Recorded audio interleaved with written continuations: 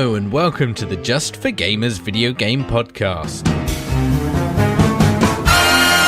Episode 159, Sonic's Gaping Bumhole. Hello. In this week's episode, Galgun 2 is out. Thank fuck for that, eh? JfG Ash buys a house. JfG Alex is appointment. Only appointment. There's news from the BAFTAs. And finally, home and away. Closer each day.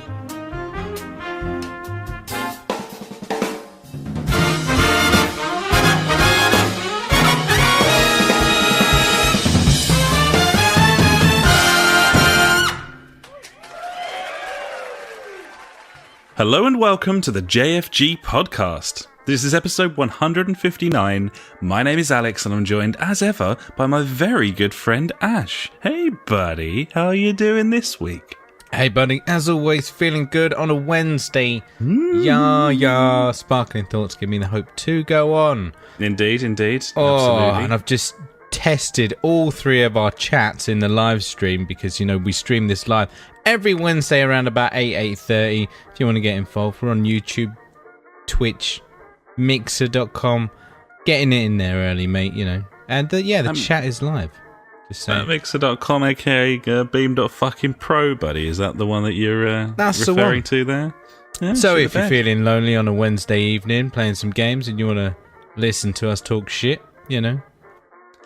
Yeah, it's like, you know, car crash reality TV. You know, you watch it and you see a couple of dickheads and feel a lot better about yourself. That's true. That's what we're here to do for you, buddies. And well done. Yeah. You are very welcome. What have you been up to this week, buddy? Anything interesting? I heard a rumour that you, at some point over the last few weeks, had a house for sale. Would you like to update us on how that's going? Firstly, I need to alert you to this new t-shirt that I'm wearing. Oh shit, okay, first things first. Go on then.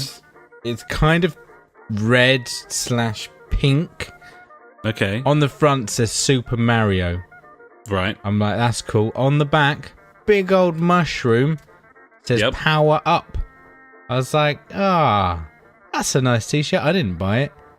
The fucking mother-in-law. She's like, he likes video games. Fucking here you go, son. Some sort of non-birthday present, buddy. Just bought me a gaming t-shirt because I love computer games. She's like, this boy loves Super Mario. He's 33. He married my daughter. and there's nothing we can do about that now, so we might as well clothe him. Yeah, exactly, you know. But yeah, lovely. Obviously on the live stream right now, it's back to front because my camera's flipped round because it's a retard. Right, so it's not actually like that then. It says Super Mario backwards now on the live stream, which is cool. There you go. Yeah, there you go. Yeah. Do your boots. Yeah. So yeah, very nice. House, you say? I sold my house. Oh yeah, you sold it. It's gone. Sold it. It's gone. I'm still Did a there. friend of the podcast buy it? Did a listener buy it? I don't think so. No, I don't. Did you ask? So. No, I didn't. Probably best. Not apparently. I know it for fact that the person that has bought the house is the grandson of the people that we bought the house off 8 years ago. Oh shit, that's weird. A bit weird. Yeah. Luckily, when they came round on Saturday, I didn't badmouth it too much about all the shitty workmanship that, you know, was on the house when we moved in, because I think they like one of their family members did it. So yeah, that was. There you go. They can go in there and wreck that shit, but you won't care because you won't be living there anymore. As long as I get my monies, I'm good. Yeah, Benjamins. You know? Yeah, get them Benjamins. Get my monies up. Money up. Yeah. So obviously, because I've sold a house, I've now also bought a house. That's how it goes, I hear. Sell a house, buy a house. And the beat goes on. Indeed. That's the one. Yep. So I've bought a house. It's about 300 meters up the road. I've transcended now. At the moment, my house is on the hill.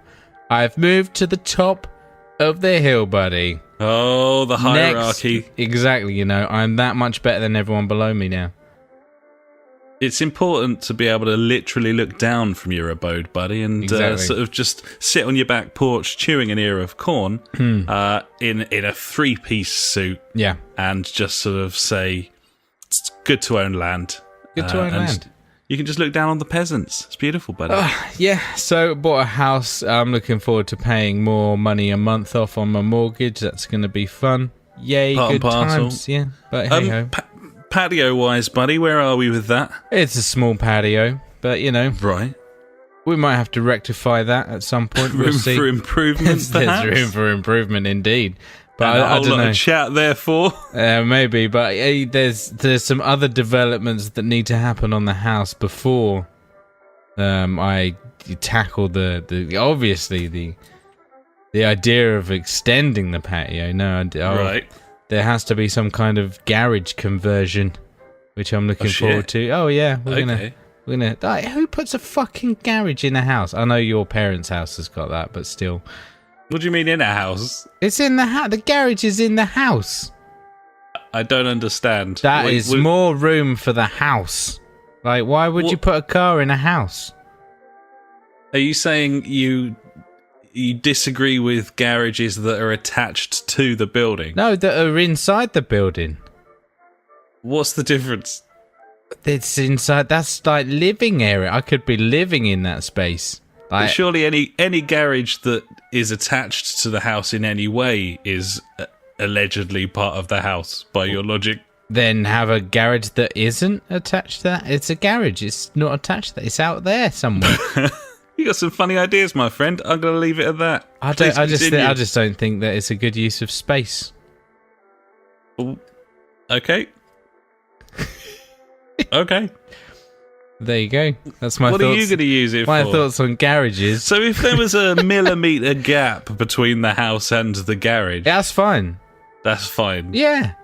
But if the garage is attached to the house in any way, then that is unacceptable. If it's attached to it, like on the side, like okay, yeah. But if it's directly like within like the four walls of the abode, I'm like, what are you doing?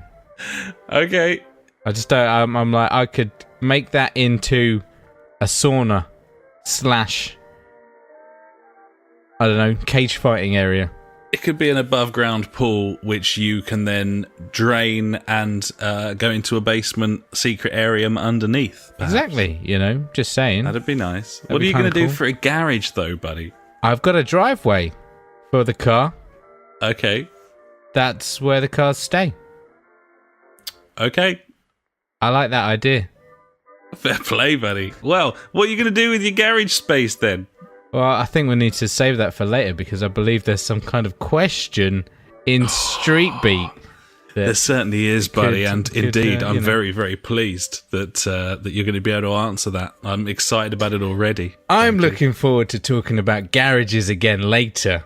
Yeah, I mean, when you're doing a gaming podcast such as this, buddy, it's important to have a double dose of garages. Obviously, you got to double down on the garage. This is what we call them in this country, by the way. Of course, our listeners from across the pond, they say garage. Garage. Yeah. Yep, like garbage. Yeah, as is their right. Well, yeah, I mean, if so, but so. Do they say garbage? Yeah, it's the garbage truck. So why do they say garage then? Why isn't it garbage and garage? Because garage is a form of house music, I believe. Yeah, get in touch, Yankee listeners. Tell us what's going on there. Ridiculous. Okay, well, we'll save that for later, buddy. I look forward to that as well. What else you been up to? Went to the football on Saturday, got mildly drunk, as you do. It's important to do that. Free, though, which was nice. Just had a free ticket because of I have a son. And he got tickets because they won some kind of fair play award. I don't know. Some other team, they were like, yeah, they were really good sportsmanship. Oh, yeah, it might have been the sportsmanship award or something like that. Anyway. Okay. But yeah, got free tickets to the football, had some beers, and then, yeah, got to go on the pitch afterwards and get some pictures taken. It was lovely. Good times. Yeah. That's pretty cool. Yeah, it was nice. One reason to have a son, I guess. There you go. Probably number one, really. Reason number one. Free stuff. Yeah. Possible free visits to the football. Yeah. There you go. I completed a game this week, buddy. Completion Town. Oh, shit. Okay. Yeah, made that. Did that. And also had some epic wild pants on Friday night. Unfortunately, you weren't there. You were busy, doing whatever you do on a Friday when you're not playing games. Yeah. I can't fathom what that would be, though. No, I mean... honestly, I mean, to be invited to the house of a friend of the podcast, on a Friday, on a game night, I did question that. I just, I mean, didn't get the memo apparently, but there we go. Anyway, Wild Pants had a well good time. Fucking Dizzle, PJ the Octopizzle. He's using some kind of drone called the Noisemaker, and like it can see infrared shit. I'm like some sort of cheeky assassin. I'm running around. He's saying there's a guy there just pinging at me. I'm like, yeah, cool. Fucked him up. Nearly funked, I think. Nearly got in the 2,000 point score. I think. Man, that's substantial. It's a big score for Wild Pants. Those 800 players that continuously play that game, they'd be very impressed. Worldwide, yeah. Indeed. So yeah, buddy, that's pretty much me this week. Usual stuff, work and shit. What about you? What you been doing? Huh? So what did you do Friday instead of game night? Instead of game night, we went for some sort of old school little drinking session over at a friend of the podcast, Mark's. A friend of the podcast, Paul, was invited as well. And yeah, it's around his birthday. Friend of the podcast, Mark. So we had some sort of little get together, buddy. We got some Pizza Hut. Ooh. And I drank lots of gin. Oh yeah. And we watched Nook World, as well as important videos. I don't know, the important videos playlist on YouTube, buddy. Always good if you've got an hour and a half to spare and want to watch a load of fucking shit. That's cool. Always a good shout. I'm down with that. And then, of course, Nook World, NHK World, is some sort of English language Japanese documentary channel. And we used to get really pissed and watch it because when the HD channels first came in, it was the only one that was native. Like all of the others, obviously, even now, you watch like BT Sport and it's like upscaling from 720 and shit. Obviously. This was native 1080p from the moment that Sky picked up like HD packages. Yeah. So we used to watch this channel because it was all just documentaries about how they farm rice. Cool. Or whatever. There's a lot of Japanese scenery, mountain stuff. And it was just such glorious high definition that we just watched it, even though it was literally educational documentaries. Because once you get to a certain level of inebriation, then the pretty rice fields, buddy, that just does the job. It doesn't matter what they're talking about. So, yeah, we went back, we revisited Nook World. Obviously, the HDness has... they've raised their game, other channels at this point. Nook World still looking gorgeous as ever. So yeah, that gives you some sort of idea of the evening that we had, buddy. It was a nice relaxing in front of the telly, get a bit silly, have some pizza. Standard. And that was cool. There you go. I like it. That sounds good. It was tasty times. Speaking of tasty times, the folks came down at the weekend for some sort of lunch and dinner. They hung around for a bit of a twofer, double out. That's how we do it down here, buddy. The old 2 meals out in a day. Obviously. Not a single fuck given. Just there you go. We had a big old roast. Got pissed up with my dad. Took him to Fuggles Beer Cafe, buddy. We had some cheeky pilsners and some pale ales. It was very, very tasty indeed. Nice. You can't argue with that, really, to be honest. So that was pretty special. Other than that, not a lot, really. We've booked a holiday for the summer. We're going away to Barcelona for a few days. Barcelona. I'm just gonna get off the plane and I'm gonna be like, no, start singing their shitty Catalan anthem. I love that song. in the most racist way possible, because I'll be speaking just gibberish, just kind of recreating the sounds from the intro of Pez. Sound intro, yeah. And that's what they want over there, I'd imagine. So, I mean, it's the highest respect you can give to the Catalans. Got to go to the Camp Nou, buddy. Catalonians, there it is, isn't it? It's Catalonians, yeah. Don't call them Spanish. They don't like that. No, so, even though they're in Spain. Even though they're in Spain, maybe they don't want to be in Spain, buddy. Maybe I don't want to be in England, but sometimes we don't get what we want. So that's true. There we are. So that's going to be cool. We've booked our flights. We're looking for like hotels and stuff at the moment, and going to have a good old brush out there. They got all sorts going on. It's going to be beautiful. It's the off season for the football, but I think they'll be doing some pre-season friendlies and stuff, so might be able to get some cheap tickets into the Camp Nou at some point. Just got to wait for those fixtures to be announced. It's exciting times. The missus, as someone who was happy when we went to Stockholm to go to a Swedish Allsvenskan League match featuring Djurgården and Elfsborg. Grudge match. I suspect she'll be fine with going to see the football in Barcelona. So makes sense. There we are. So yeah, that's me, buddy. Not really much else to report. Been watching some telly. Lost in Space. Don't watch that. It's boring. Cool. Like it. Been watching This Is Us. It's good. It's quite sad at times. It's cool. And then that's about it. I suppose I just need to ask you what you've been drinking, really. Oh, this evening, buddy, I'm on the Doom Bar. Like, for some reason, Tesco have started having cans of Doom Bar, and they're on sale at the moment, so I was like, I'll have that. Thank you very much. That'll do me. Nice, buddy. Have you got through all the Hop House, or are you just taking a break from it? I have one left. One case? No. Just one beer. Just one. You've done well. Mate. Yeah, I've made it last. Is that like 4 crates in 2 weeks? Something like that? It's pretty special. I feel happy about that. So does my gut. To argue with. Well, yeah. What are you drinking tonight, buddy? You on the cause? On the Stella? I'm on the cause. I started the evening with a bottle of a small glass of wine. Close.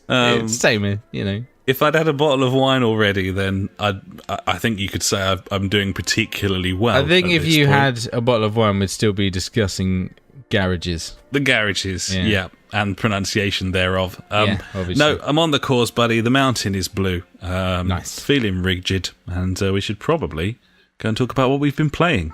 Gibbons. Do you want to kick things off, buddy? I'm very, very excited by the first thing on your list, and also you mentioned before that you visited Completion Town this week, so I fill us in, buddy. Vinegar Stroke, so I got past that bit on one of the games. But no, I didn't complete The Witcher, no, but I have been doing some witching, just, standard stuff, side quests, shit, looting, witching, all day.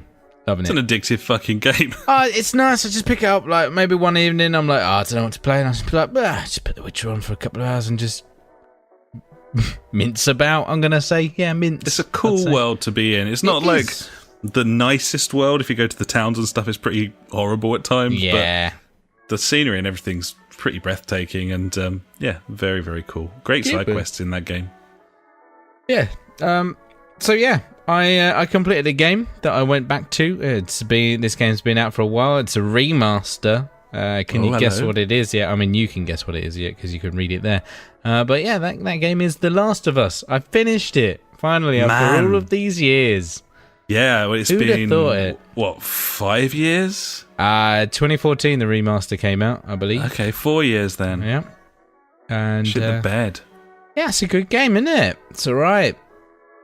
Yeah. I still think that the stealth is bollocks on it. It's not great, but then again, it's a PS3 game, and I have high hopes for number 2 when that comes out. Is it later this year? Has it been announced for this year? I can't remember. Not 100% confirmed, but the suspicion is this crossed, year. Yeah, kind of thing. I think if you look at what they did with Uncharted 4 post Last of Us, then that gives you all that sort of hope and heart that you need. Yeah, because there were some really good stealth sections in that I really enjoyed. It was decent, wasn't it? It was tight controls in that as well. Yeah, I mean, I wasn't far. I was only like about 2 hours from the end, I think, and I left it at one one of the fucking clicker moments, and I was just like, I obviously just gave up at this point last time I played it because I was just like, this is shit. That's what happens, isn't it? Yeah, so when I loaded it up, I tried several different ways. Actually, first of all, because it's a disc-based one, like disc-based game, like I put it in the PlayStation. It was giving me all kinds of shit. I was playing it for like 10 minutes, going like, oh yeah, this is all right, okay. And then like it just suddenly was like, no, I can't read the disc. I'm like, what the fuck are you on about? Like that sucks. And balls. Just closed it. I was like, oh, and that was nearly breaking point for me. I was like, oh, fuck this game again. But no, I carried on. I gave it the classic wipe clean on the t-shirt, popped it back in, it was good to go. Yeah, so the stealth section, I still not sure, because like the way that I want to do stealth is like, you know, I want to like draw enemies away and then obviously stab them so they're dead, or like choke them out. But I don't feel like this game, because of like your resources and stuff like that, you haven't got enough shivs. I think you can only have like 3 at a time, and then you have to build obviously more. But then you can only hold enough to build another 3, which is, I guess that adds to like, you know, the anxiousness of the game, kind of in a way. But yeah, what I ended up doing was just picking up loads of bricks and bottles and just throwing them, and after I threw it, I just scuttled onto the next little area, threw some more bottles and bricks, and kept going. There was one section at the end where you're in the hospital, and you've got to escape from the fireflies, you know, fireflies. Exactly.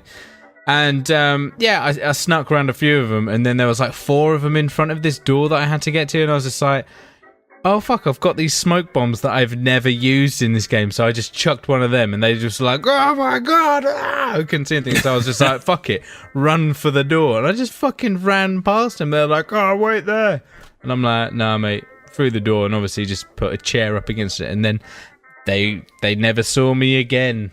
I think it's one of those things with stealth. And obviously this isn't an out-and-out stealth game, but it is a huge portion of it, isn't it? The whole stealth thing in The Last of Us. I think it's kind of a toss-up between sort of realistic stealth scenarios and gamey ones. Yeah. And I think that what they went for here was more of a sort of random approach, so that it was actually really difficult to kind of stealth through, kill everyone one by one, do that whole satisfying pick-off thing. Yeah, they went for more like realism. Splinter Cell, I think Hitman does it quite well, because you've got these patterns of movement that you can kind of completely learn, and if you are patient enough on those games, then you can just walk out of an area having taken everyone out one by one, none of them seeing you at any point. Oh, I love it. It's so good. But it's super satisfying, but it is very video gamey. I think what they were going for here was more chaotic, in that like in real life there's no way you're necessarily going to be able to like sneak through this building with no one seeing you, but it's just whether that's, you know, it's a design decision, but when it all kicks off, like the gunplay in that game isn't great. The gunplay is good for like stealth with like the bow and arrow, but when you've got to like shoot someone in the face like 3 times to knock their helmet off, and then, you know, finish them off whilst also getting some guy with an assault rifle rushing you down, you're like, yeah, I can't deal with this. And it's a bit, it goes back to those moments in Uncharted where, you know, you just feel like, right, I'm fucked because they just keep running at me and I can't deal with them. Horde mode, and I'm sick of it. And that's just a Naughty Dog mechanic that, you know, back in the day was bad, but, you know, like you say, like after Uncharted 4 and what was the other one? The Lost Legacy, something like that. Yeah, it addressed a lot of those problems and tightened up all of the mechanics. The shooting was decent. So as you say, should be much better in the next one. After finishing that game, it was very emotional. Obviously, it's an emotional game, you know. I feel like Joel is a massive cunt. But, you know, fair dues. He did what he did. Yeah, it's pretty can't get on board with that. It's a bit dumb. No. Yeah, it's very selfish man. And then he's a massive liar. You know, just saying. Bit of a tool. I know. I mean, I suppose. Do you think they had a sequel in mind when they wrote that ending? Because obviously, if he'd just let it happen, then it wouldn't be much of a sequel. You know. kind of skirting around spoilers because I know it's been out forever. It's been out for so long, yeah. Yeah, but it's one of those classics, isn't it? It's such a good game that... Obviously, you know, I feel quite happy saying that, you know, the whatever it is, the disease or whatever the thing is, it doesn't get cured. I mean... I think you can learn that from the trailers. Because if it got cured, they wouldn't be making a sequel. But then again, they could say, the vaccine didn't work, or you know, it's mutated again. And imagine if they made a sequel and there was no zombies at all. It was just like, yay! It was just a modern action game. Yeah. I'd get on board. I'd be like, that's a ballsy move. Well played. It would be bold. Yeah. So I mean, the story's strong in that game, isn't it? Yeah, definitely. Yeah, it's very gripping, compelling, and rich. You know, the standard 3 things that are needed in all stories, really. But yeah, it's. I don't know if it's because I've got kids, but like even from like the very first like scene in that game, I was like, wow, this is powerful shit. Like no holding back. This is heart-wrenching stuff. I was like, and it's strange because not many games really like do that to me because you know not many games are like that in a way. But I think that's what's so special about it is that it's the story in The Last of Us is as strong as like a real good movie or a really compelling series. It's not. It's not got that video game. Sort of second-rate bullshit about it, has it? It's like you're saying, like, this actually makes you care about the characters. Like, it does. You know, by the end of it, like, all the way through that game, I'm like, yeah, Joel's awesome. He's so good, like, fucking doing all this, like, just because, you know, he's doing it, you know. And then at the end, I'm like, that Joel. Fuck that guy.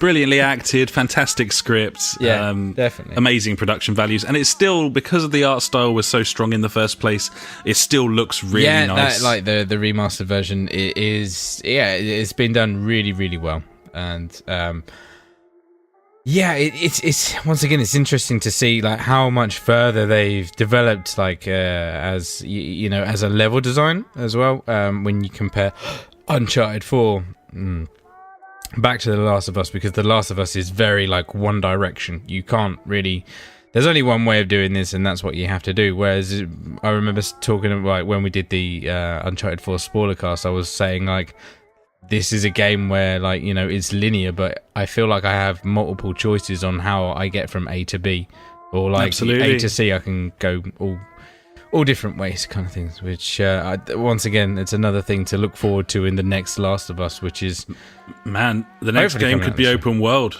Well, that's it. You just don't know. It could be anything. I mean, with the teasing with the open world in, was it Lost Legacy? I literally can't remember. Yeah, it was. Okay, yeah, with the open world section in that, they could be pushing that a bit more instead of, like, you know, your standard down a corridor or whatever. But should be a good winter this year, man, with Red Dead and Last of Us 2. Yeah. That'll do, pig. That'll do me, I think, for a while. And then obviously, you know, Destiny 2's update in September. Oh yeah, massive news on that.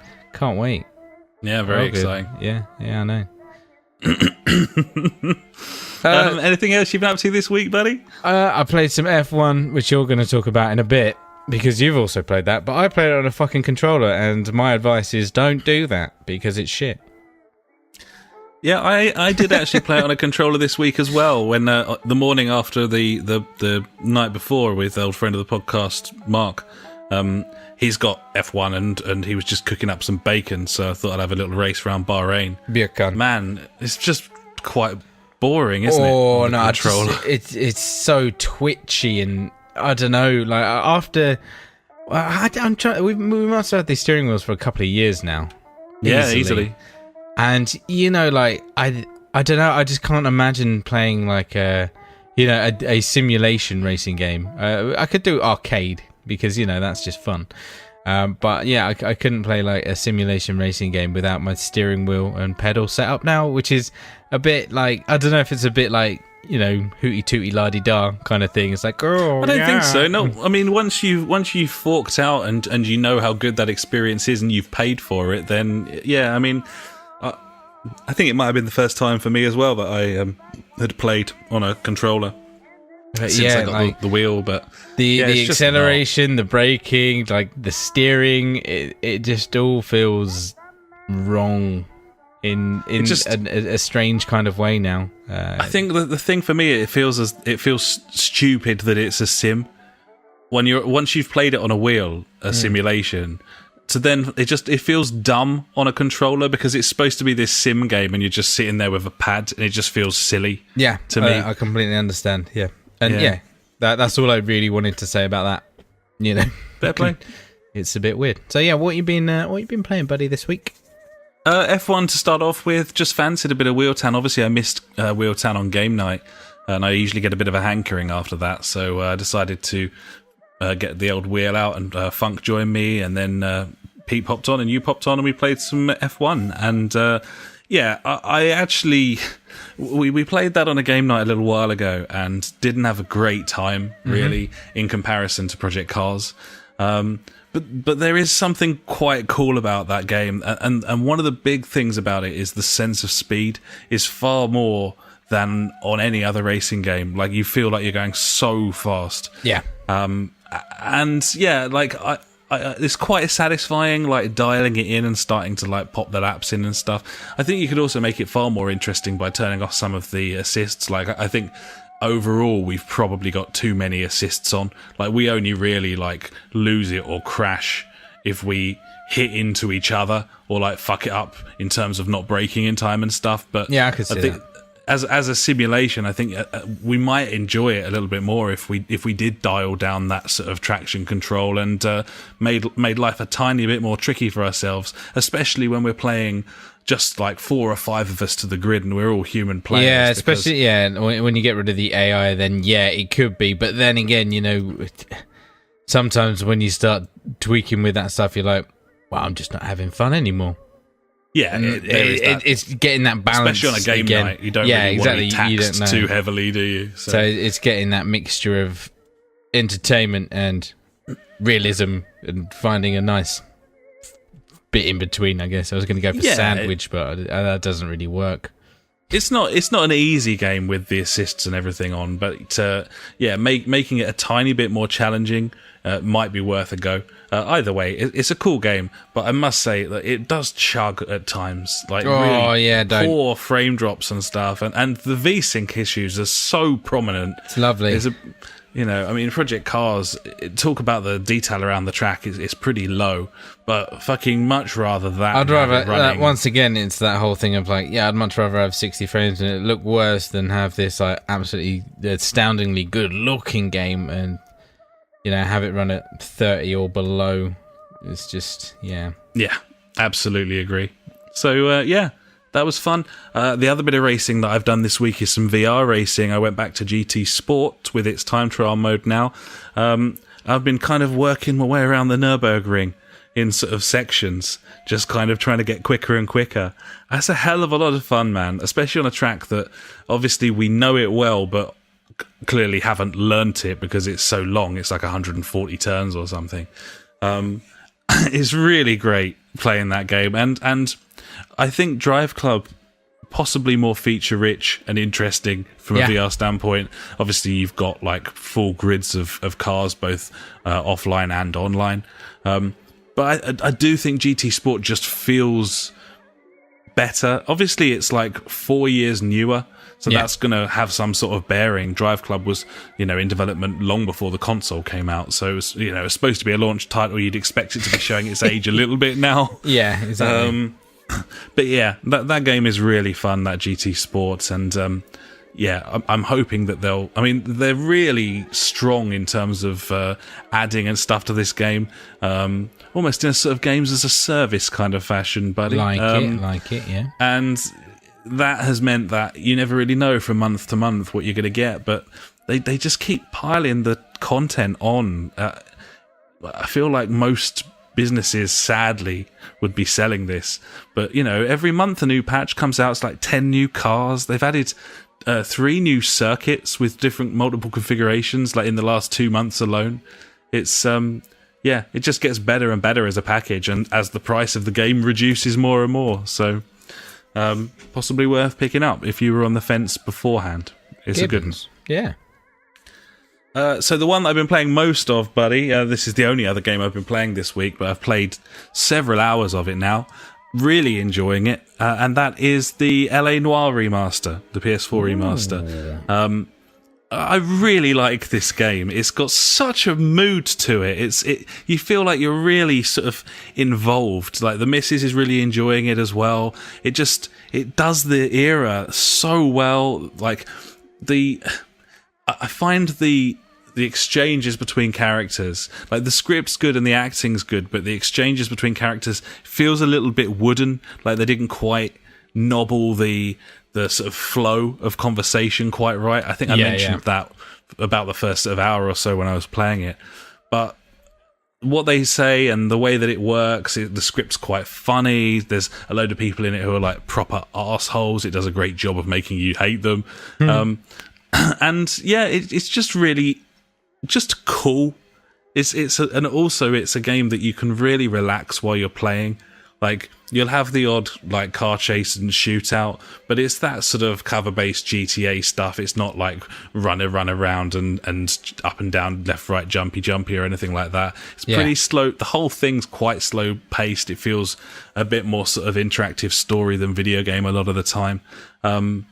Yeah, I'm totally, like, balls deep in this now, properly loving it. And, yeah, working my way through, been promoted a couple of times. I'm homicide now, and working my way through some murders after the old werewolf, buddy. So, fucking cool game. Really it is a good game, isn't it? Like, you know, it's a game that you can quite easily get gripped into. It sounds like you have, and yeah, they're just good stories. Really, they are, and the way that they're bite-sized, the way that it kind of has almost like chapters for each case. But then, from what I remember, isn't there like an overall kind of killer or something that's lurking? Yeah, there's obviously they're slowly introducing this possible serial killer to at the moment. That's the one, isn't it? Yeah, and getting much better at like reading people's faces now and stuff. Like at first, that was all a bit odd. It's. There is a little sort of uncanny valleyness about the way that the faces are so strong, but the sort of models of the characters aren't quite up there with it. Yeah. So you get a little bit of that sort of human face pasted onto a fucking cyborg kind of thing going on. I love it. Some of the mocap is a bit poor as well, I find, with some of the characters. The way that they walk around and stuff's all a little bit wooden. Yeah, that's the thing. I'm trying to think, like, what kind of stuff they must have done a fair bit of work on the remaster. Well, you would have thought so. But, you know, this game came out back in 2011, I think, or 2010, around there. So you're talking a game that's already, like, 7 and maybe 8 years old or something. And yeah, and with that in mind, it's actually aged very well. I think the thing that you really notice is the...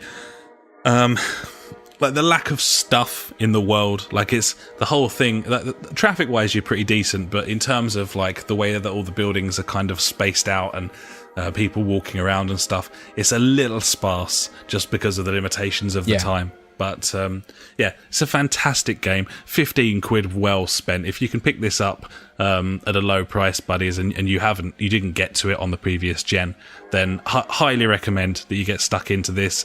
I don't know how long it is. I suspect it's sort of a 30-hour game, something like that. If you're sort of doing the side stuff and that sort of thing, not really sure, but I'm probably 10 hours in now and having a fucking whale of a time. So nice. There you go. I love it. We just got a new follower. I don't know what on. I think it was Twitch. Who knows? Thanks, that guy just popped up on the stream. Yeah. Win him. Busted Motherfucker is now following you on Twitch. Thanks, phone, and thanks, Busted Motherfucker. Good stuff. There you go. Win him. He's a bit of a gangster, see? I see. Quite fitting, considering what we're talking about. Cool, buddy. Unless you've got anything else, I suppose we should probably move on. Cool. And now it's time for the news.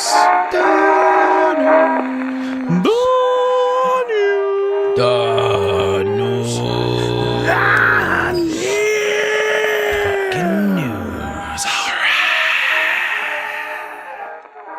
right. Number one. Number Wang. Destiny 2 news for you, buddy. Thanks, mate. Were you going to mention this in your section? No, you weren't. No. I Okay. wasn't. Well, I'll just run through it very quickly then. Destiny 2's next DLC. They're not calling it a DLC. They're calling it like Season 3. Yeah, exactly. I Yeah. Next DLC will be called Warmind. Will take place on icy Mars. Warmind Mars was one of those big computers that kind of it's a big old nuked the computer. world or whatever. Was it Rasputin? Rasputin was a Warmind, yeah. So it's going to take place on icy Mars. The one weird thing, all the DLC Crucible maps up until this point for Season 1 and Season 2, if they want to fucking continue that. Season 2 and Season 3, yeah. 1, 2, 3. Is going to be free to all when the update hits. The official reason is to avoid splitting the user base. Yeah. I'm not going to do that thing where we moan about content that used to be paid for and is now free. Like, couldn't give a fuck because I never played that map because it was separate from the standard Crucible playlist. So yeah, I think I played it once. We've spoken before about how publishers are well within their right to do that if they want to sell stuff. You pay your money to get stuff, and then 6 months later, if they want to make it free, you can't moan and groan about that. That's just one of those things. Like, one of them things. It's the nature of selling shit. And it's not a great games. model. It does, it's not. I'm not favourable of it, but it is what it is. It's like stuff goes down in price, isn't it? Exactly. If there's a sale on. Is it in with the PS Plus games and games for gold?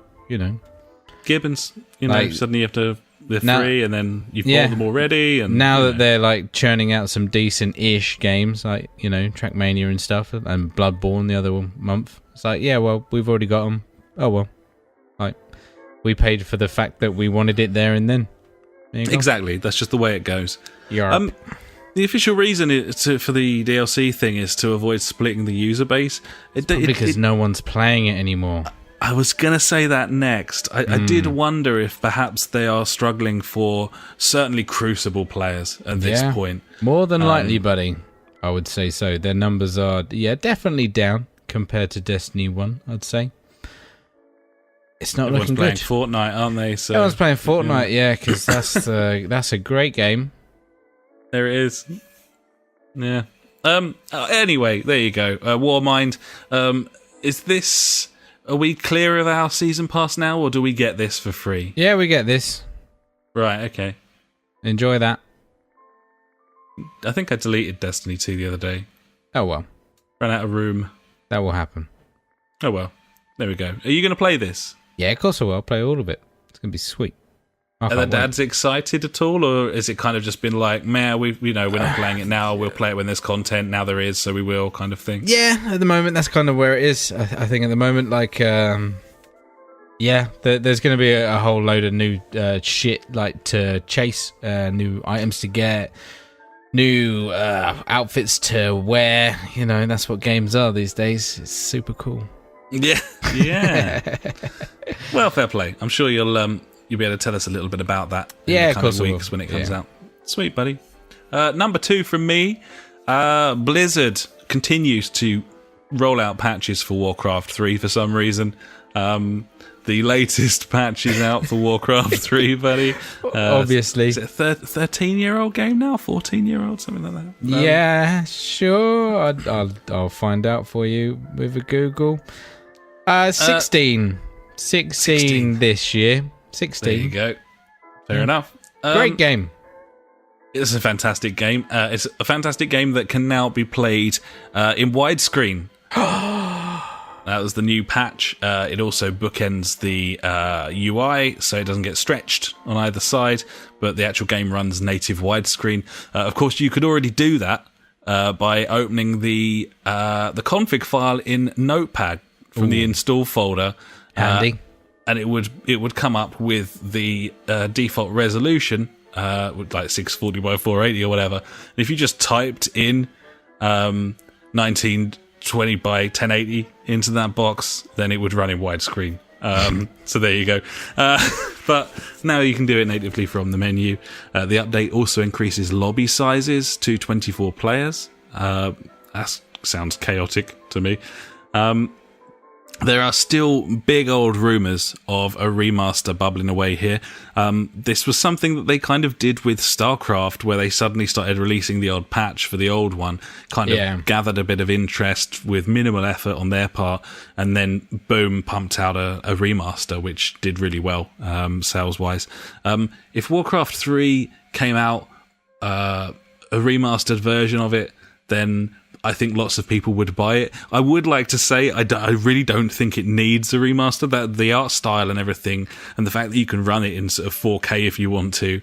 I don't know. I don't really know what they do other than like effects and lighting work and stuff. I just don't think it's remotely necessary. I'd say that's probably what it is. Or they'd put a sheen on it and it would look terrible compared to the original, which is always a worry.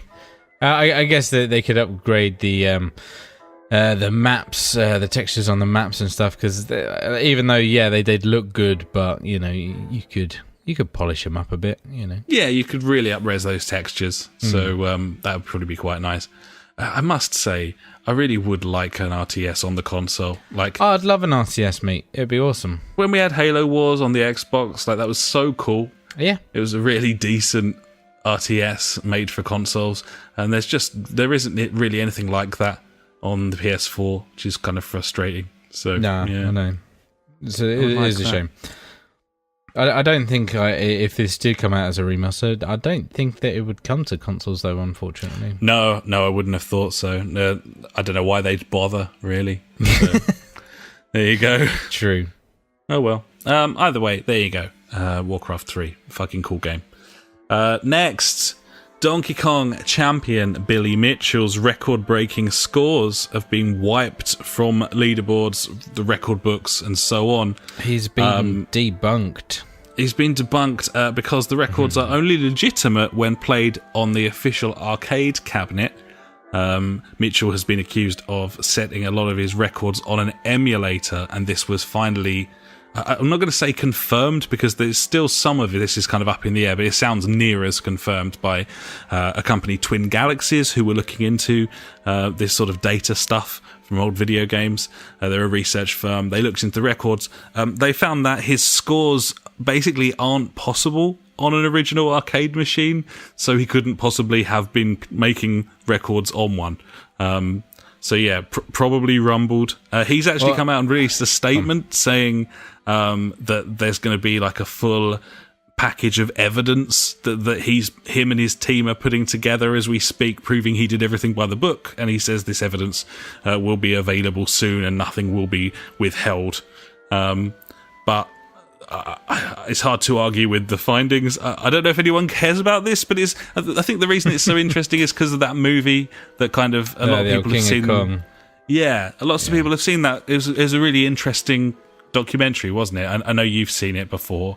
What do you make of all this? Well, it was put together. A load of other people did research into it, and it was to do with the frame by frame analysis or whatever of how the game was rendered.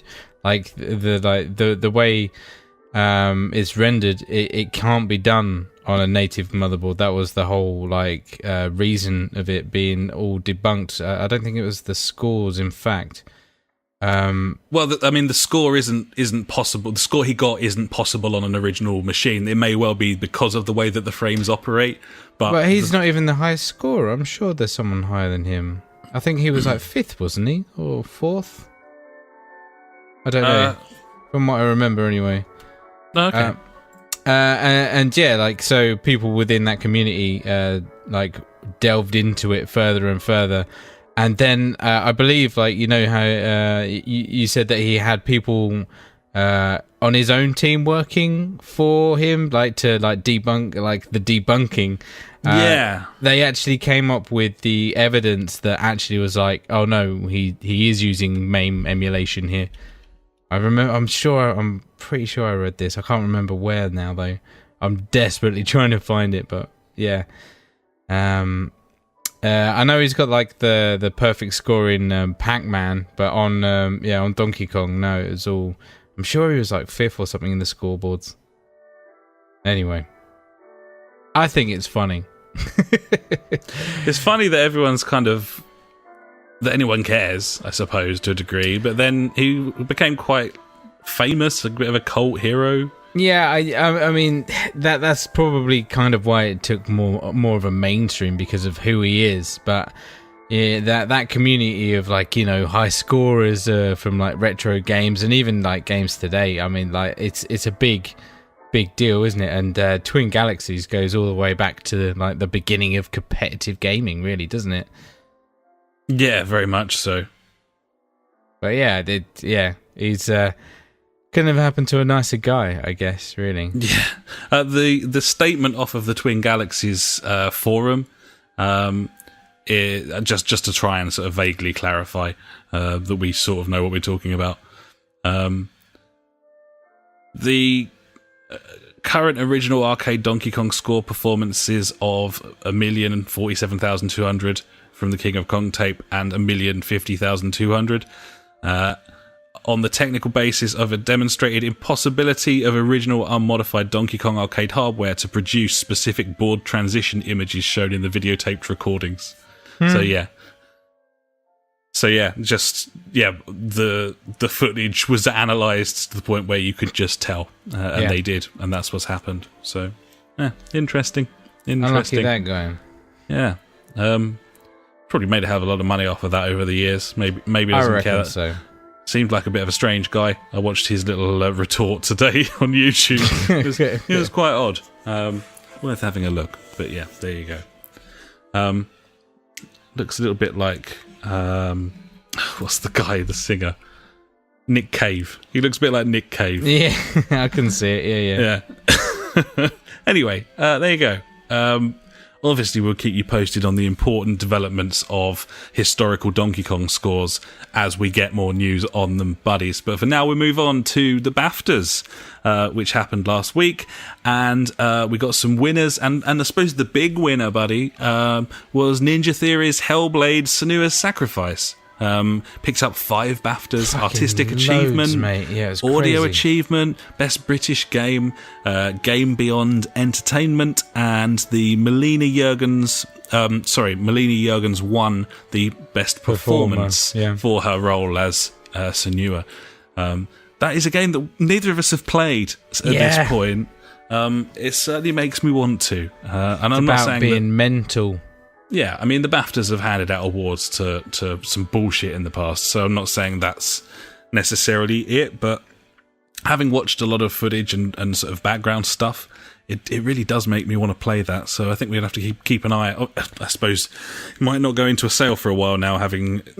possibly, but then again, like the BAFTAs awarded What Remains of Edith Finch won the best game.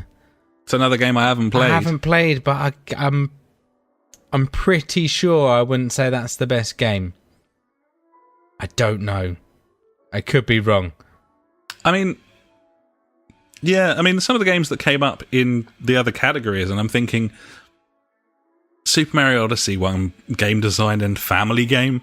Yeah. But that could easily be considered best game from what you've been saying about it. Yeah. And Horizon Zero Dawn won Best Original Property. I would have pegged that as a best game contender. So I don't know, maybe it's... I mean, the technical achievement of an indie developer to create a game that looked so polished and AAA and gorgeous as Senua's Sacrifice, obviously that would have been in the thoughts of the people deciding these sorts of things, but it did make me want to play it, but a little bit baffled by some of the games that were overlooked. But there we go. A bit weird. The only other one worth noting, Tim Schafer received the Fellowship Award. That's their career outstanding achievement, sort of legacy kind of award. His speech was pretty funny. Seems like a really cool fella, and obviously deserves that, having made all manner of interesting, compelling games over the years. So that was the BAFTAs, buddy. I watched it, and every time that I don't know, I haven't played it, so I can't really comment, but I just feel like it's a British game. There we go. That's why we're winning. don't know. It's like it's a funny one because like you know that game was like made by or funded by colleges and all kinds of different things like that, not universities and things, wasn't it? And I don't know. I feel like it was just a bit of a like. You know, you're sort of saying it's got all the attributes to be a bit of a media darling. It ticks all like the hard luck story, independent developer, all those boxes. Yeah. I see where you're coming from. Okay, it's like at the end of this Premier League season where the Premier League Manager of the Year award's going to end up going to Sean Dyche instead of Pep Guardiola. Obviously, it's the same thing, buddy. Yeah, it's exactly the but that's just one man's opinion. You know. Gibbons, buddy, I think we should revisit this once we've played it. I'm sure it'll go down to a price we're willing to pay at some point. Yeah, definitely. So. I mean, it looked like a promising game from, you know, like we contemplated buying it straight off the bat kind of thing, didn't we? Yeah, because it was only, 20 quid when it came out, something like that, 25. Mm. But, yeah, we will pick that up and we will play it and we will talk about it. So we'll move on for now. To the nonsense news that Shenmue is being remastered. 1 and 2 will come out as a double-header package later this year. Fucking there you go, buddy. So if you want to play Shenmue, then you can do that. You gonna do that? No, neither am I. Although I have played both of them before. I did complete the first one. It was fun at the time. The time being 2000. So Sega is also making a Mega Drive Mini, something that we predicted, although obviously so did every you can other already buy pretty much those already, but they're just not, you know, they're just the controller that you plug in your telly. And they're yes, like that's 10 true. quid. Yeah, I'm sure. Yeah, I mean, consoles. Yeah, like telly plug-in, shitty knockoffs of all of these old consoles have been available forever. But obviously, I don't feel like Nintendo games have ever been on them, though. I always know that I feel certainly like not legally. Well, yeah, obviously, but I feel like, you know, Sega handheld fucking things you plug in the TV have been around for like at least 20 years with Sonic on. It's one of the things that Nintendo does well is protect its IPs in a way that Sega just cashes in, and maybe that's why it's no longer a console Sonic's developer. Bumhole right now. Oh, gaping. Yeah, gaping. It's only one word. Gaping. Gaping. Yeah. Sonic's gaping Bumhole. Episode 159. There we go. Don't know about that one. Moving on. The rumor is, buddy, that Call of Duty Black Ops 4 does not have a single player campaign. I heard about this, yes. But it does feature a full 100 versus Battle Royale mode. Yay! That's what you need. Royale mode. Yep. If you can't beat them, join them. I suppose so. I mean, this isn't going to be out till, what, October? Yeah. Is anyone who... are people going to be sick of that mode by that point? Or is this just a mode that's going to be successful forever now? This is it now. This is the MOBA. You know, MOBA's stuck... They're still around now, but, you know, they were big for, 2 years? 3 years? I'd say. So we got to endure this, I should say, for another 2 years. But COD's so hair trigger and low health. Like, isn't it going to just be incredibly frustrating to play Call of Duty in a Battle Royale scenario? Yeah, but this is the thing, right? When you die, you can just start it up again. You haven't got to wait for the match to end. So you don't think it matters? No, kids these days just want it now and now and now. Yeah, I think, and that game mode does that. It's like, right, okay, we're in it, and like the whole, even like the loading screens, like, well, no, like, you know, the lobby that you're in, that's like a little game in itself. You like walk around and shoot people and do nothing in it, and then you're on a bus, you know, and then you're on the floor, you get shot, and you get to do it again, get back in the lobby, and that's the game. It's the ultimate lobby watch. I suppose so, buddy, and yeah, you're probably right. This is just another example of as the years roll on and our health deteriorates, we also find that games just aren't really made for us anymore. No. But hey, what can you do? Either way, strong rumour in that, probably true, is that strong rumour, but not confirmed yet. But probably true. It's true, isn't it? I've enjoyed my time in the Battle Royale. area for a bit. I don't think I'm going back though. I mean, PUBG will be on PS4 by that point, I suppose. I'll play that. That could be good fun. Nice bit of 20-second shooty bang bang, 20 frames, Lovely. Cool. Finally, I feel from very me, negative this week. I don't know why. Well, yeah, there's a lot of negative news, if I'm honest. A lot of stuff I don't give a fuck about. At least there is some news. News. We have had some droughts. I mean, unfortunately, every other podcast in the world is going to be talking about God of War this week, whereas, it's Wednesday. It's not out till Friday, buddy. And,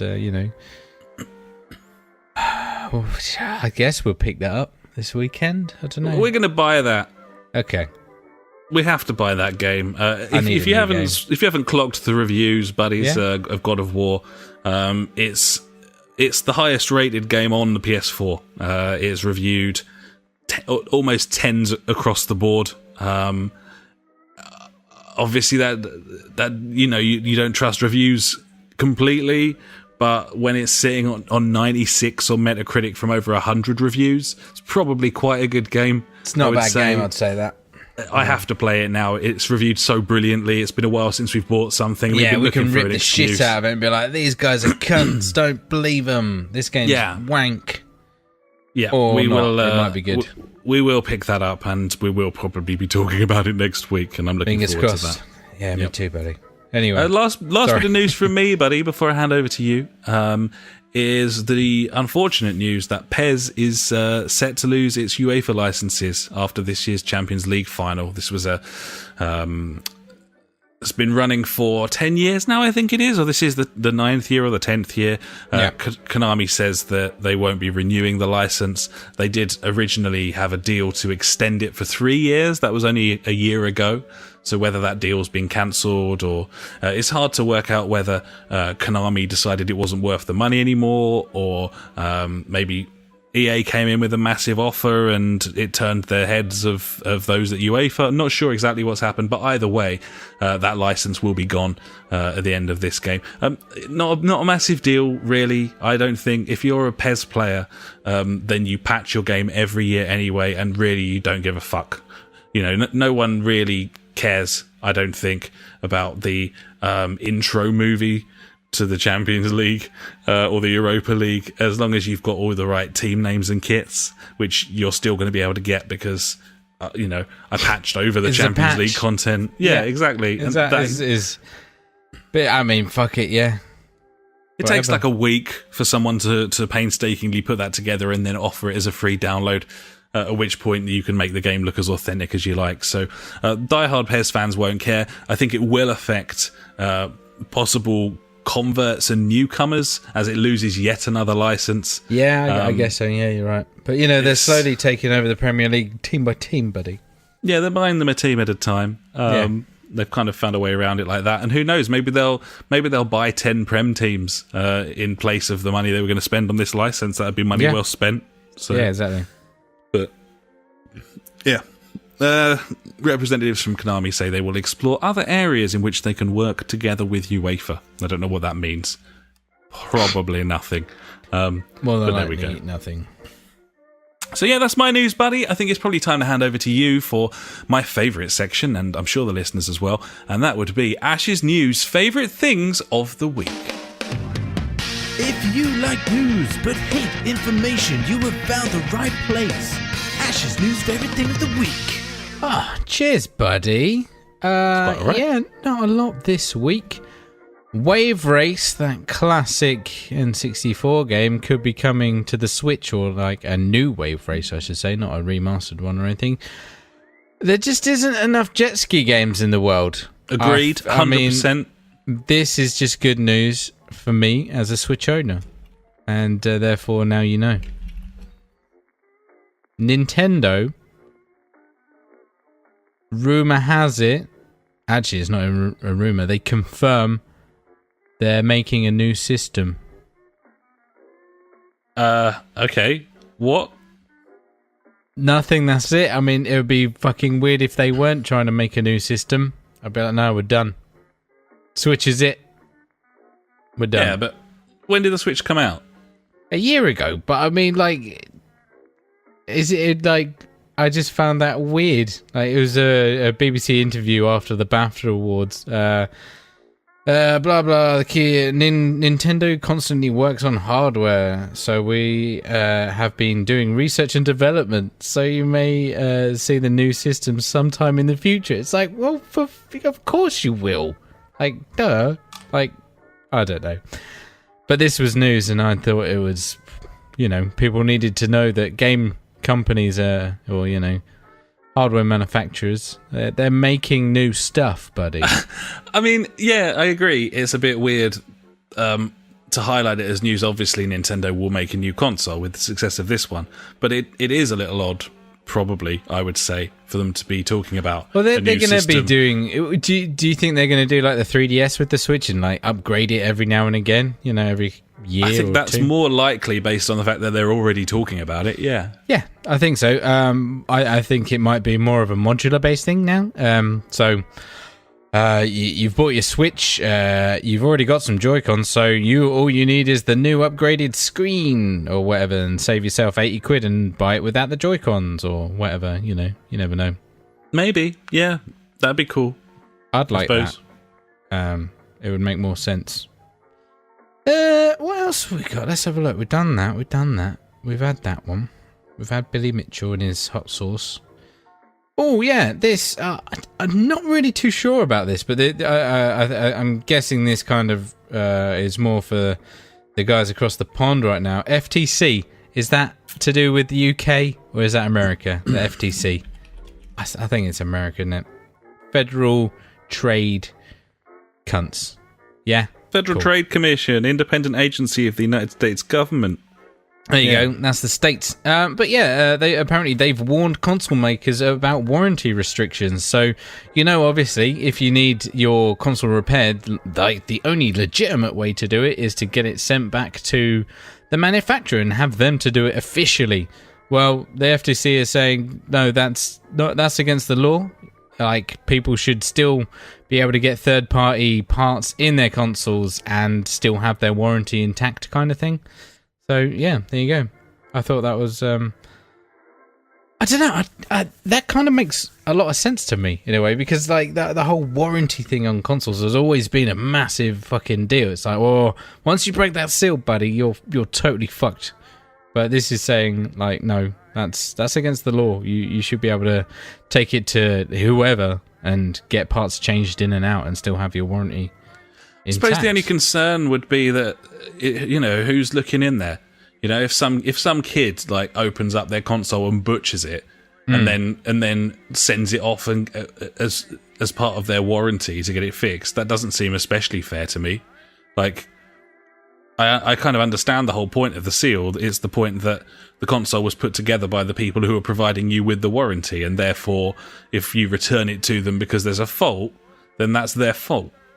That's the point of it, isn't it? It's to make sure that blame is attributed to the developer of the system in the first place. I don't really understand the idea that I can go poking around in there, like, fuck it, and then get it sent off for free and have it fixed by the company. That doesn't make much sense to me. It's good for the consumer, but I don't really get it. I mean, I think maybe there's probably more at play here in terms of, what it covers exactly maybe makes a difference. Like, if a component fails, then it doesn't matter that someone's been in there and given it a clean. That component failed. But it does make a bit of a grey area, doesn't it, about, whose fault it was that it died. Like, when they were cleaning it, did they touch a screwdriver on it while it was on and it sparked and it's fucked? Like, you know what I mean? It's hard for me to get my head round as an old fogey. I think it's just the whole point of being able to use third-party parts more than having to use the manufacturer parts specifically. It says the FTC, again, not naming any company, provide 3 examples of questionable provisions it had found. Number 1, the use of company name parts is required to keep your manufacturer's warranties and any extended warranties intact. This warranty shall not apply if this product is used with products not sold or licensed by the company named. And finally, the warranty does not apply if this product has had the warranty seal on the product altered, defaced, or removed. Now, yeah, like you're saying, like I kind of get what you're saying. Like, yeah, you shouldn't be poking around in there, but like, what parts are you putting in there if it's under warranty? I don't know. You know what I mean? But you know, Like- it's just it's an odd thing, isn't it? I guess. I think at least it's cool that these guys are keeping people on their toes in terms of keeping things up for the consumer. We'll see how that develops. It's quite interesting. I certainly think that they have taken the piss for a long time, manufacturers. I'm just not sure that this is an occasion where that's necessarily true. Like, if I buy a console and it's under warranty and something goes wrong, then it's under warranty. Why would I take it to a third party? So, like, if my PS4 goes and it's inside a year, I send it to Sony and they'll fix it. Like, I'll just take it back to the shop and be like, "This is broken." yeah, just get a new one. Yeah. But I mean, Like- you wouldn't take it to a repair shop, would you? Like, why would you do that? I don't know. I don't know, but this covers you if you do. Fair play. Okay. Yeah. I mean, the only thing I can see is like, say you go and get third party stuff installed, and then something else goes wrong with it, and like the other company or whoever say, "No, we can't fix that." That's like a serious fault that only Sony can fix. Like, say, like it's just, I don't know, like a bit of casing or something that's broken. So you Sure. put a new case on it or whatever. Yeah. And then you send it back to Sony, and then obviously they're going to do vigorous tests on it to prove that you have fucked it and it's not their fault. But then obviously, if it is their fault, then it's still under warranty, I guess. Man, it's interesting, isn't it? It is indeed, buddy, and that's why I brought it up. Thank you very much for that, buddy. You're welcome, buddy. And yeah, that's my news this week. Oh, thank you so much. Some tasty treats in there, buddy. That was your news. Before that was my news, and that was the news. And now it's time for Out This Week. And that's out this week. Yeah. Sure fucking is, buddy. We got some games. Starting with Adventure Time, Pirates of the Enchiridion. Sure. Pirates of the Enchiridion. This is an Adventure Time game. You know, Adventure Time. It's a game that's coming to PS4, Xbox One, Switch, and PC, and might be worth a look for your little ones, buddy, perhaps. Maybe. Do they like all that sort of big, weird bear dude with the backpack and so on? They into Not that really. at all? No. No? Fair enough. Probably give it a miss then. I think his name's Finn. Sure. There he is. Now he's in this game. He's in this game. So there we are. Speaking of cartoons, buddy, South Park: The Fractured Butthole is coming to Switch this week. And that is an excellent game. We say it all the time, every time a game comes to Switch, but that is a Switch-ass Switch game. That is a good game to be playing on the Switch. Indeed. Be Probably good look on real I'll nice play as that on well. the Why Switch. not? I'll play that on the Switch. Yeah, be nice. Yeah, it'd be There you good game go. to play on the Switch. Yeah, maybe I'll get that. Yeah, fill your boots, get stuck in, enjoy it. Maybe. Yeah. Also out this week, The Invisible Hours is coming to PS4, Xbox One, and Switch. This is a murder mystery game from multiple perspectives, i.e. A sort of sexy brutal kind of relive the day thing, where you can kind of observe different characters from different locations. This is actually out on VR already. This is a PSVR game, and one that I wanted to play until I found out that the only form of available movement was teleportation.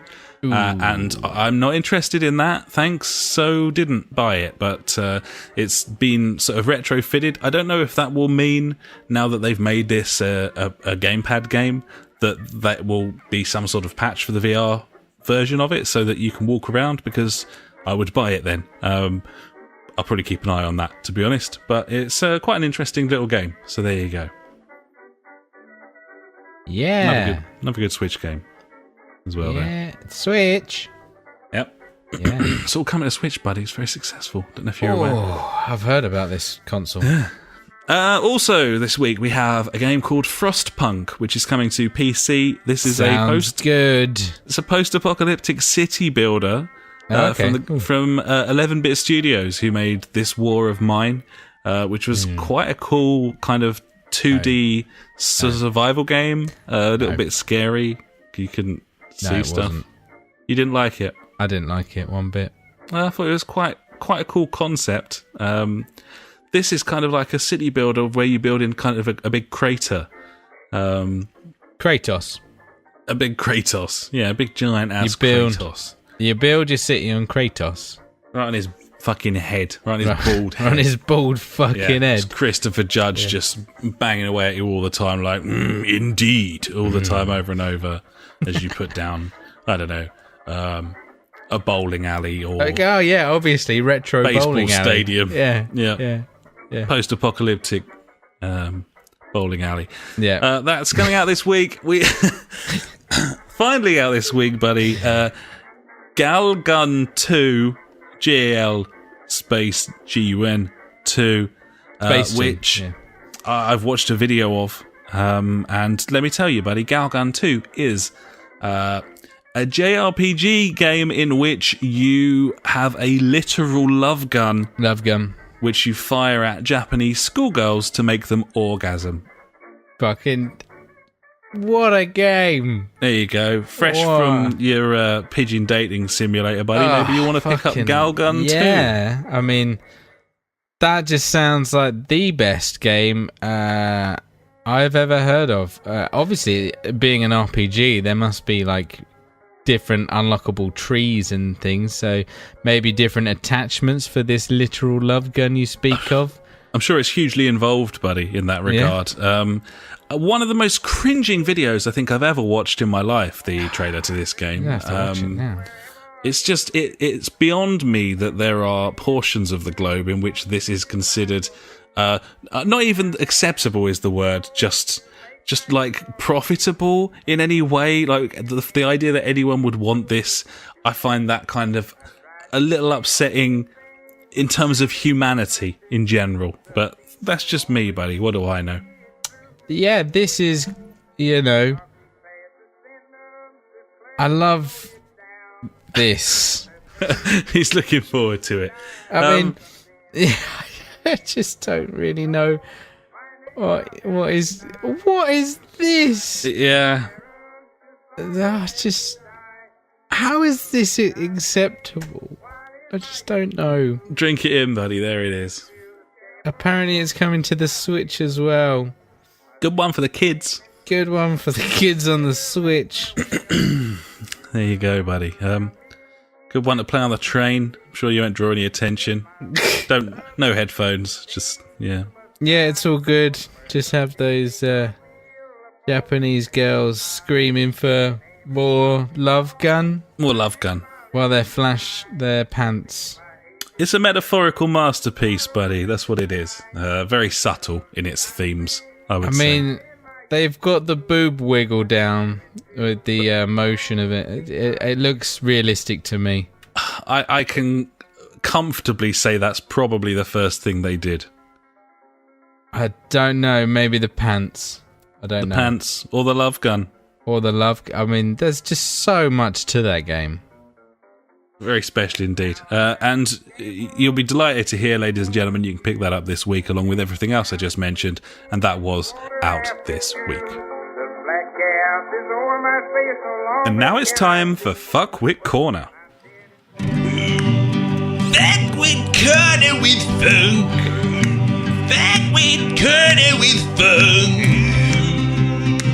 He's got some questions.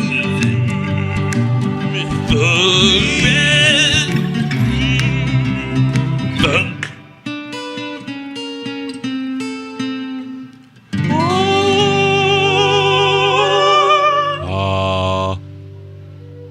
Has he got any questions?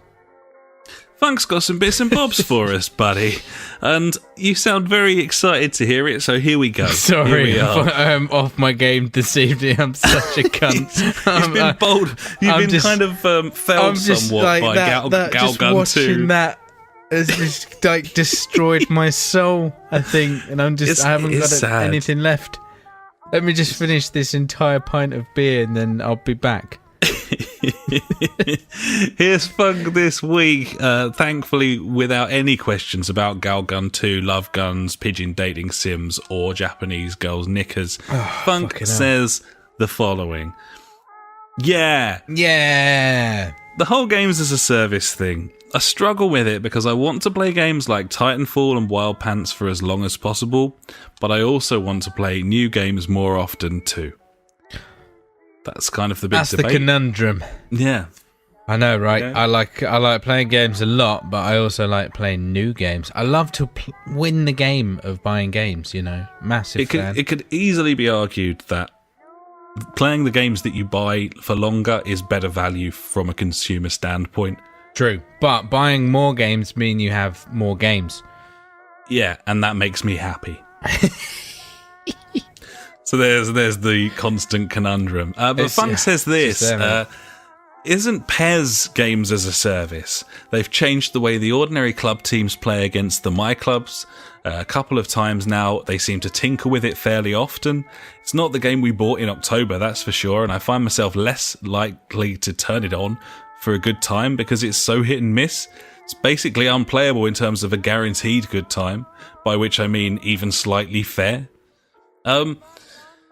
He's got some good points, and yeah, they keep fucking with My Club, and that does... that they're balancing a mode. I wouldn't describe that as games as a service.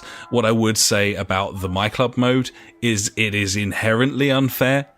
It's utterly, completely unfair, like totally pointless. So you're never going to be guaranteed a good time because it is a pay-to-win mode. You know, we bashed Battlefront 2 because people were spending £100 and were then, like, better. That is exactly the same with this mode. This is the My Club mode. Ultimate Team has been for countless years. You know, if you drop £100 on points for spins for players, you will naturally get a much better team than everyone else, and the game is designed to make you have all the luck and win if you do that. So that game mode is inherently unfair. Now, the reason that we started playing that game mode is because the ordinary club teams aren't split from the My Club teams. Basically, Konami had a conundrum here where they didn't have enough players. This is what they would say, by the way, whether this is true or whether they're just trying to fuck over people who weren't playing My Club to try and make them play My Club, which worked with us, although thank God we haven't dropped any cash on it, although obviously. I can't speak for a friend of the podcast, Pete. Suspicions. But there we go. So the issue here is that they didn't segregate the teams that you can build with money from the teams that are just the default, like Premier League teams, Championship teams, Serie A teams, or whatever. That's the inherent problem, and that's the reason why it's not very fun, because we're being forced into playing a game mode which is inherently pay to win. And that's the problem. Now, I continue to play the game because I'm pretty fucking good at it at this point, having played it for thousands of hours. I can usually negate the pay-to-win cunts, and as long as I'm able to play decent football, then I have a pretty good time. And I also find that because I'm completely aware of what I'm doing, it doesn't really irk me in the same way that it maybe used to. I don't feel bad when a 96 Ronaldo bangs in a 30-yard screamer against me, because I realise that probably happened because the dude I'm playing opened his wallet. I still decide to play that game mode, at which point I feel I've lost the right to complain about it. Because I could just not. Yeah, you could just not play. So yeah. That's how I feel. That's kind of how I've always felt about it. But I wouldn't describe PES as games as a service. They've been balancing a game mode. That's what they've been doing. I'd say that's what games as a service does, though, over the span of its life. This game comes out annually. It's not a games as a service game. All shooters for the last 20 years have had regular patches to balance different weaponry and stuff. I don't believe that makes it a game as a service. They're not trying to... I don't really understand what games as a service is then. Well, it's providing more content. That's the main thing. That's just DLC. But that's what they're, Destiny with its year 1, year 2, year 3, that's games as a service. That's providing more DLC than you normally would to try and extend the lifespan of the game. But isn't just like a yearly franchise kind of just the same as DLC, though? Because it's just an update on that version of the game. Well, that's the discussion we had last week. Yeah, I know. It depends on the game you're playing, really. It's just that one's digital and one's disc-based.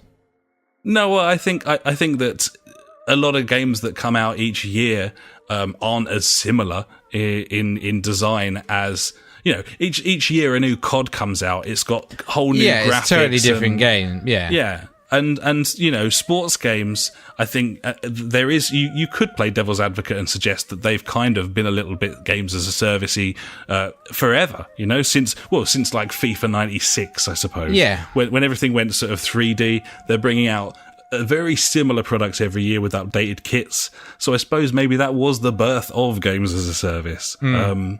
But I think in the modern description of it, you look at Wild Pants, a game that really should have fucking died on its arse a year ago. Rainbow Six, which should have died on its arse 2 years ago, is still going. They're like, oh, here's our new roadmap for new content. That's games as a service. That's supporting a game that's 3 years old, trying to get people to jump in, buy maybe another season pass. That's what games as a service is. Not balancing the mechanics of how a team plays on PES. I don't think that's the same thing for me. It might have a similar effect to you, but it's not the same thing, I don't think. Would you agree with that, or do you kind of... I don't know. I still kind of see, like, with other games, like, they're just constantly adjusting, like, how the game plays. Which is kind of the same as just adjusting how a team plays, I think. But I don't think that games as a service games are just adjusting how the game plays. They're changing content, adding new content, removing content, changing features, releasing new characters, new maps, all of that sort of thing, you know? Yeah, but new with new PES, season passes. with like we said it all last week anyway, with PES and stuff, like, you know, you've got your Maradona week or whatever, where you can get your Maradonas, and then the week after that it's like you get your Liverpool legends and things like that. Like, that's how I see PES as being like a games for a service, because it's pulling you back that week, because, you know, that you can get certain players or whatever for your club. Yeah, I suppose you got a point in that respect. Yeah, in the My Club mode, they do have kind of in the same way that gamers will run weekly tournaments. You know, maybe like Dota will run a tournament each week or whatever. You can get different rewards in the same way that, you know, games come out that have weekly challenges. I mean, even Dirt Rally has, you know, 6 different weekly challenge races that you can kind of... I think that's just more of a regular thing that we find now. Is like, obviously games are just trying to get you back in for whatever reason, isn't it, really? Yeah, because they're riddled with the microtransactions, so they might make some more money off you, and they don't have to spend the money on making a new game every year, so they can kind of save money in that respect as well. Yeah. So it's a bit of a fucking blur, I would say. I think so. I think what games are and what games aren't games as a service, or which games take parts of games of services and inject it into their own. It's a bit of a fucking... bit of a minefield.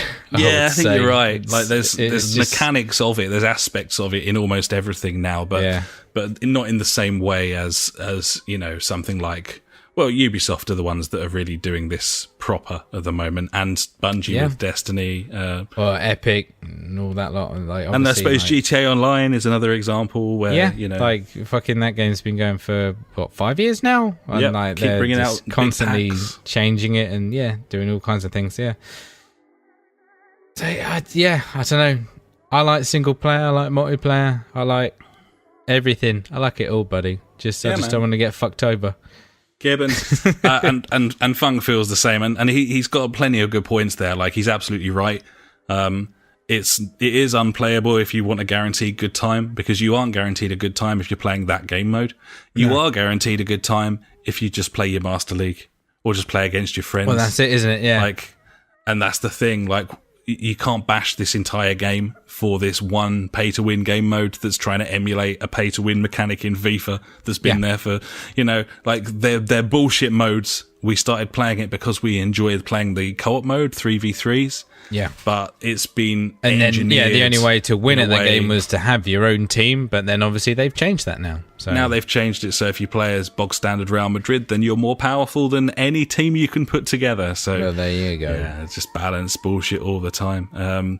Keeping it fresh. It's not fair. It's not that it doesn't feel fair. My Club is not fair inherently. The point of the game is to by hook or by crook, create a better team than everyone else and therefore beat them, regardless of skill level. So, there you go. It's the ultimate bullshit, but it's a great football game. So, rock in a hard place. What can you say?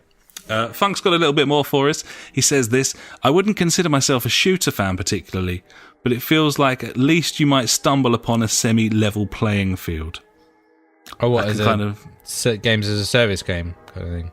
Yeah. But yeah, I guess so, because they're constantly updating it and nerfing or improving weapon stats and things like that, trying to get a balance. But there's always going to be some sort of meta in a game where it's like, right, at the moment it's like the auto rifles and hand cannons or whatever. But I went back to Destiny 2 after they had their like big old go fast update where they've changed a lot of the weapon stats and things like that, and my secondary scout rifle that I used to fucking love is absolutely toilet now, so that doesn't help me out one bit. But apparently now pulse rifles, like the 3 burst ones are a lot better, so I'm like, cool, I'm trying these out now, see how I get on with them. I guess it mixes up the game, but I don't know, if you get set in one way, then you could find yourself slightly annoyed, I would say, by some of the meddling.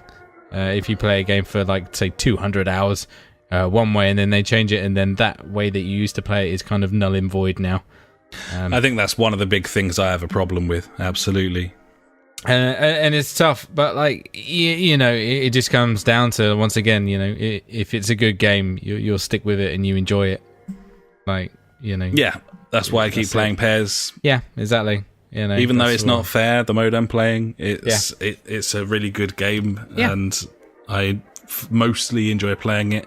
And because I know it's not fair, I don't necessarily. And mind that's that it. Much. As soon as, as soon as that enjoyment really has disappeared, then that's definitely the time to be like, I can't play this game. Yeah, you just got to stop playing it. Yeah, you just got to stop playing it if you feel else. that way, rather than just getting angry about it. It's just. It's fucking video games. It's pointless. Who cares? There's fucking loads out there. Indeed. Finally from Funk, he says this: it's amazed me how little Alex has ventured into the Wild Pants classes. As a seasoned gamer and a decent shooter, he has stuck to one class and not explored the other options at all. What is that about? Explain yourself. So on Ghost War, I play as the point man in the assault class. It was the first one that I picked. It was the first one that I unlocked. And I have basically flat out refused to play any other class. There are multiple reasons why I insist on playing as the point man all the time. And you really aren't going to like some of them. Okay. Fine. Okay. So here's a short, concise list. I'll try not to bore you. Firstly, I'm really not very good at Wild Pants. I find the shooting incredibly annoying. And I do find that the best way for me to improve firing a weapon in a game is to keep using the same fucking gun all the time. And that's what I've been doing, and I've been getting incrementally better at papping people from 100 yards, 200 yards with this fucking rifle. I don't want to switch gun. I don't like being a sniper, so that cuts all those classes out. Yeah. I don't want a shotty or an SMG. I don't want short range weapons either. I've always favoured the assault rifle in all games that I've played. So it seems like a complete waste of time for me to be anything else. So that's why I do that. That's one of the reasons why. Yeah. Secondly, I can't be fucking arsed with the gadgets in that game. I don't really particularly enjoy a lot of the I think a lot of the gadgets are bullshit. I like the drones. I don't really like anything else. I'm quite happy to let everyone else operate the drones, and I'll just get on with it. I'm fine with that because, as I said before, I'm just not very good at the game, and I just want to practice hiding in bushes and shooting shit. That's what I want to do. And that class gives me 30% extra health, which That's I true. fucking need because I'm not very good at that game, and I need to practice my shooting. The other thing about it is I do feel that the more classes they add, and this is the case with basically all tactical Ubisoft games at this point, a lot of the classes in that game, as far as I'm concerned, are bullshit. I don't want to be them. I don't want to be the cunt you can't ping. Like, I don't want to be the mechanic breaking fucking sneaky bastard who can just hide behind everything and you can never see them. I don't want to be... I don't want to be like bullshit classes. I don't want to be the fucking bowman or like it's not for me. Like I don't want to do that. And I think the final kind of thing that I would say, kind of in a two-pronged fashion, as I'm getting older, I'm getting more and more fucking disinterested in all of the expansive mechanics of video games, and I just want to play them and have a nice time. And I find, therefore, I don't want to fucking learn how to play different classes. I just want to get stuck in, get quite good at this sort of bog standard dude, and just have a bit of a fucking mooch about. That's kind of what I'm after. And finally, I really don't think that I enjoy this game as much as the rest of us do who play it. I find it quite a stressful game. A lot of the time, I'm just sitting in a fucking bush, and I'm sitting on my sofa looking at my static image on my telly, just like I don't know, man. I realise it's a satisfying thing. I realise it's a tactical thing. I realise it's a brilliant game. Yeah. But there are much fewer times, for personally speaking, that I want to do that in comparison to the rest of the people that we play games with. A lot of the time, I don't enjoy playing that game. Most of the time when I'm playing it, it's because everyone else wants to. And I try not to be a little whiny bitch about it, but that's the way I feel. It's stressful, it's tense. I don't necessarily want that from my gaming experience, especially when I'm playing against people who've put thousands of hours in and are inevitably much, much less fucking dumb and much better than I am. That will happen. So there you go, buddy. That's fair dues, buddy. I should say you should try the tech guy out. Hey, yeah, there you go, buddy. Yeah, David S. Pumpkins, any questions? Yeah, the only reason I actually suggest the tech guy as a serious thing is, like, you have the 30 extra health, the fucking gadget is fucking, you just press up when you see a drone and it kills it, and the gun's pretty decent. But hey. Man, I mean, maybe I'll try that, but you know I won't. I know you won't. I know. But maybe I will. Maybe. But I probably won't. You probably won't. Yep. So there you go. But maybe. So there you go. There you go. Thank you very much for listening, everyone. Thanks very much for your questions, Funk. Much appreciated. Good stuff this week.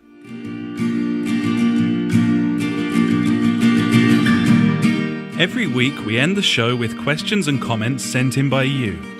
If you've got anything for us, just pop an email to the jfgpodcast@gmail.com or contact us on Facebook, Twitter, or at justforgamers.co.uk.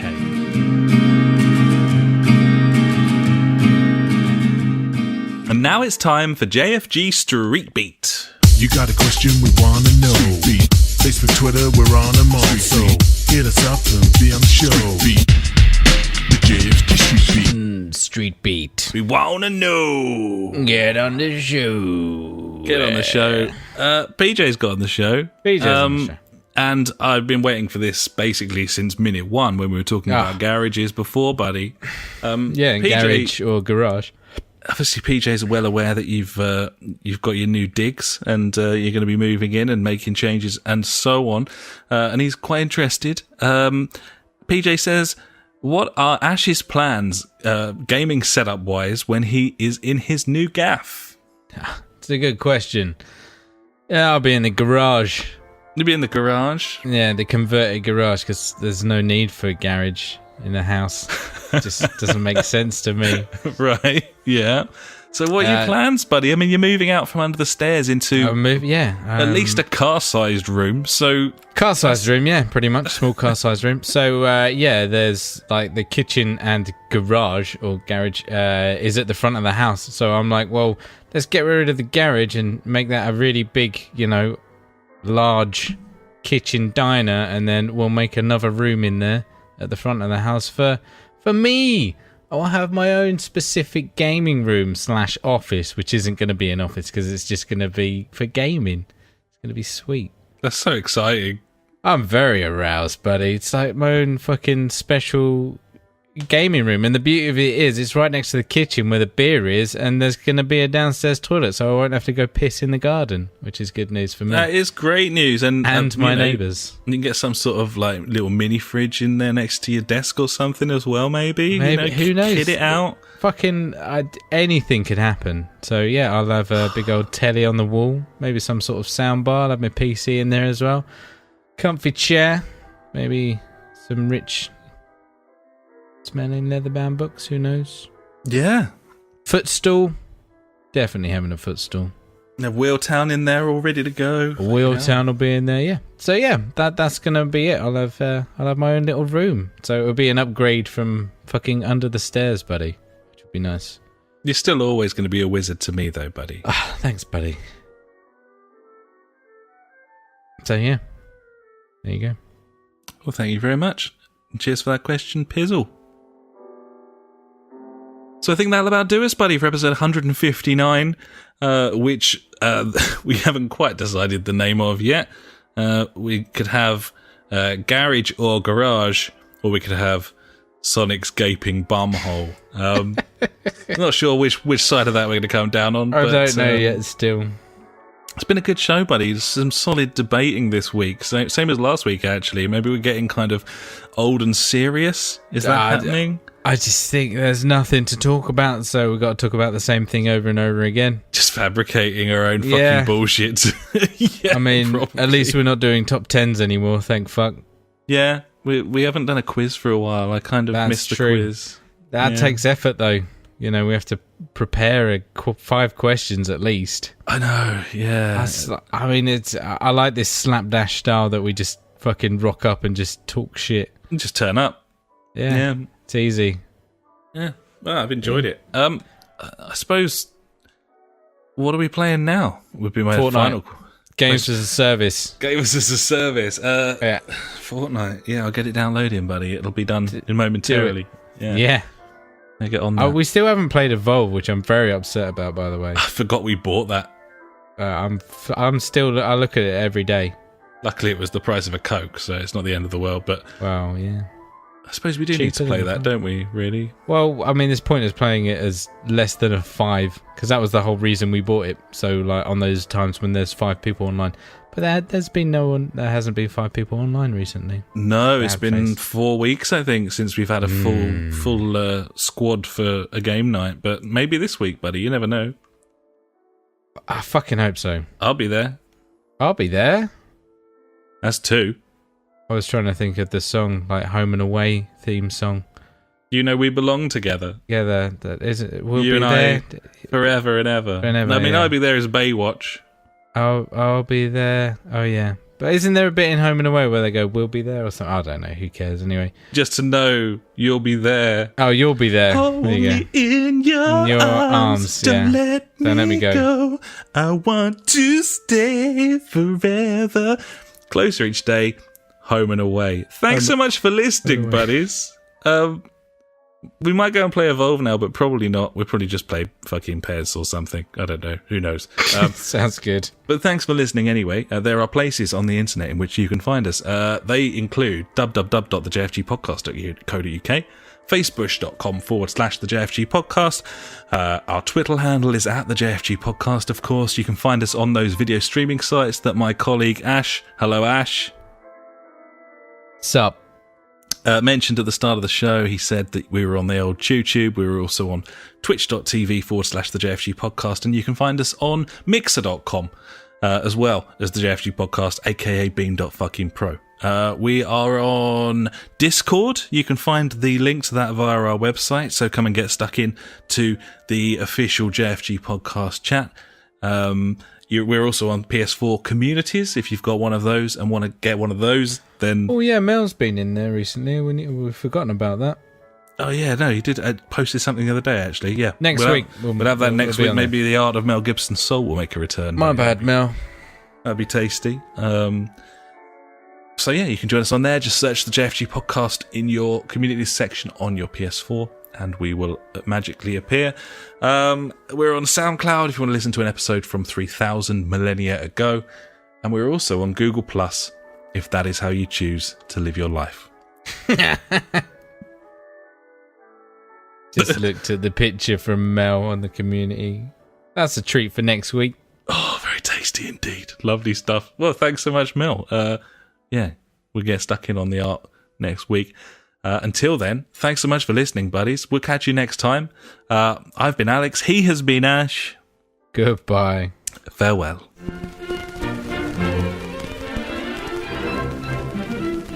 You've been listening to the JfG podcast with Ash and me, Alex.